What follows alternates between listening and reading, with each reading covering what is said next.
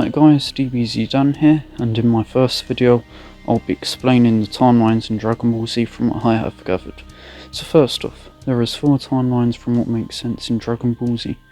Timeline 1 is the timeline that we all know and have been watching, which can be called the main timeline. Timeline 2 is the timeline of future Trunks that we know and see throughout the Cell arc. Timeline 3 is similar to Timeline 2, but this is the one Cell came from by killing the Trunks of Timeline 3 and going back to age 763. This means the Z fighters of this timeline are all dead, but the threat of Cell is gone. Timeline 4 is the timeline future Trunks from Timeline 3 would have came to give Goku the medicine to the heart virus. However, in this timeline, Cell did not arrive in age 763 due to the fact Cell was not completed yet. They found the blueprints to the androids in this time and would have deactivated them, and future Trunks from Timeline 3 would have taken the blueprints back to his time to deactivate them. Trunks was going back to Timeline 4 to tell them he had defeated the androids. However, Cell was much stronger than Trunks, due to Trunks 3 not training in the Room of Spirit and Time. Now, how did all these timelines come about? Everything in Dragon Ball and Dragon Ball Z up until age 763, where Cell came back in time, would have been under a single timeline. This would encompass the Frieza arc, the Saiyan arc, and all the events in Dragon Ball. Timeline 3 was the original timeline and how things should have played out. Future Goku would have came back from planet Yadra, using instant transmission to somehow kill future King Cold and future Frieza. Goku would then die 2.5 years later in age 766 from the heart virus, with Trunks being born the same year. 6 months later, the androids arrived, killing the Z fighters except for Gohan, whom would have escaped the battle. He would die 13 years later in age 780 against the androids.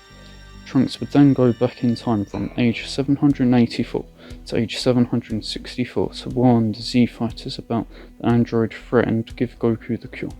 Trunks would have came back 3 years later and they would have found out how to deactivate the androids with the blueprints. Cell would not appear for another 21 years.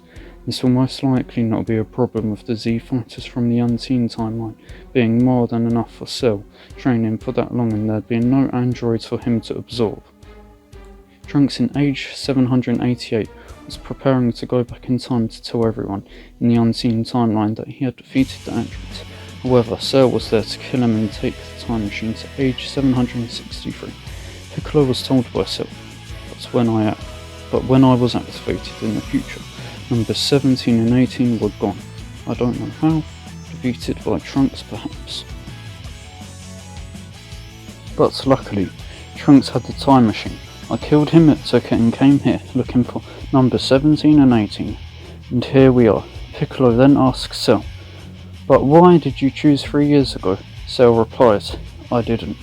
Trunks had pre-programmed the machine to that year and I just pushed the button." Piccolo then says in his mind, "Of course, Trunks probably wanted to come and tell us that he was able to destroy the androids in the future." This correlates to manga chapter 363. The machine being set to go back to age 763 is most likely a plot hole, since Trunks going back to tell everyone he defeated the androids would not be that far back in time. Future Trunks then would have to come back in time to age 764 with the timeline Cell had gone to, which is timeline 1.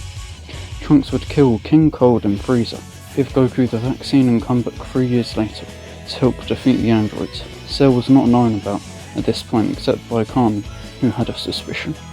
Cell had to go into his larval form due to the fact he was too big to fit in the time machine. He would then go underground for a few years and regain his energy. Gohan would later kill Perfect Cell, and future Trunks would return to his timeline 2, and kill the androids. Cell would appear 3 years later when Trunks was going back to tell everyone he killed the androids. Trunks now knew about Cell's existence because of going to the past, so he knew he'd come to try kill him, but Trunks was much stronger because of training in the Room of Spirit and Time, and killed future Cell with ease. Thank you all for watching this video. Please let me know if you'd like to see more of this in the future. See ya!